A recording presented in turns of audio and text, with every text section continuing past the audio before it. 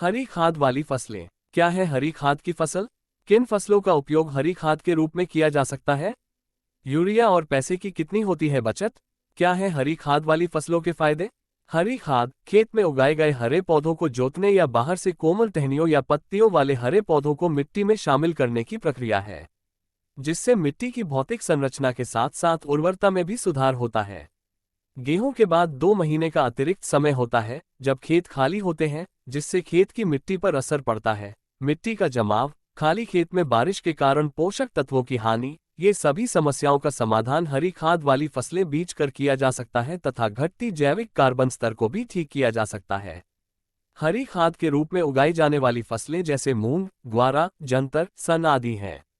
मध्य अप्रैल के बाद बोई गई मूंग की फसल से प्रति एकड़ 4 से 5 क्विंटल उपज प्राप्त करने के साथ 45 से 50 दिन की फसल को मिट्टी में मिलाने से 12 से 16 किलोग्राम वायुजनित नाइट्रोजन खेत को मिलती है, जिसके कारण खेत में बोई जाने वाली अगली फसल में बचत के तौर पर प्रति एकड़ 35 किलोग्राम कम यूरिया की आवश्यकता होती है।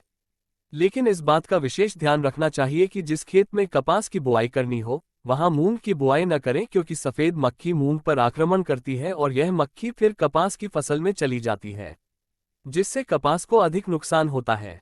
ग्वार की बात करें तो ये फसल आमतौर पर जून-जुलाई में बोई जाती है, लेकिन हरी खाद के रूप में इसकी बुआई अप्रैल में की जाती है और बुआई के 7 से 8 सप्ताह बाद फलियों में दाने भरने के बाद इसे खेत में जुताई करके 15 से 20 किलोग्राम नाइट्रोजन की मिट्टी में आपूर्ति होती है, जिसके परिणामस्वरूप अगली खरीफ फसल में प्रति एकड़ 35 से 40 किलोग्राम यूरिया की कम लागत आती है। साथ ही मिट्टी की उर्वरता बढ़ने का अतिरिक्त लाभ भी प्राप्त होता है।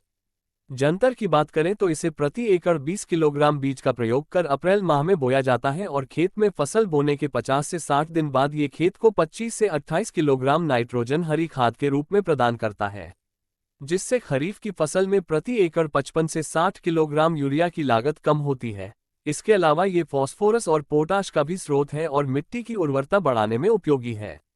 इसी प्रकार अप्रैल मई के दौरान लोबिया और सन की फसलों की बुआई धान से पहले 1 महीने की फसल को खेत में जोतकर हरी खाद के रूप में नाइट्रोजन के स्रोत के रूप में उपयोग किया जा सकता है। अन्य उर्वरकों की बात करें तो 60 क्विंटल रूडी खाद की भारी मात्रा के साथ केवल 35 किलोग्राम यूरिया की बचत होती है, जबकि उपरोक्त हरी खाद वाली फसलें कम से कम 55 किलोग्राम तक यूरिया बचाती हैं। इसी प्रकार 60 क्विंटल प्रेसमड या 25 क्विंटल मुर्गी खाद का उपयोग करने से 55 किलोग्राम यूरिया की बचत होती है, लेकिन इनके उपयोग की लागत अधिक होती है और इतनी बड़ी मात्रा में रूडी खाद, प्रेसमड या चिकन खाद आदि प्राप्त करना भी कठिन होता है। जबकि हरी खाद एक बहुत ही सरल विधि है जिससे खेत को अधिक नाइट्रोजन मिलती है और अगली फसल में कम यूरिया डालना पड़ता है, जिससे फसल की लागत भी कम हो जाती है। अन्य लाभ, उपरोक्त फसलों में से कोई भी फसल उगाने से मिट्टी में पोषक तत्वों की पूर्ति, मिट्टी की उर्वरता में वृद्धि, तीसरी फसल के रूप में आय में वृद्धि जैसे लाभ प्राप्त किए जा सकते हैं। इसके अलावा हरी खाद वाली फसलें मिट्टी में जैविक कार्बन बढ़ाने के साथ साथ अन्य फसलों की उपज बढ़ाने में भी मदद करती हैं। इसी प्रकार की अन्य महत्वपूर्ण जानकारियों के लिए एग्री खेती ऐप के साथ जुड़ें।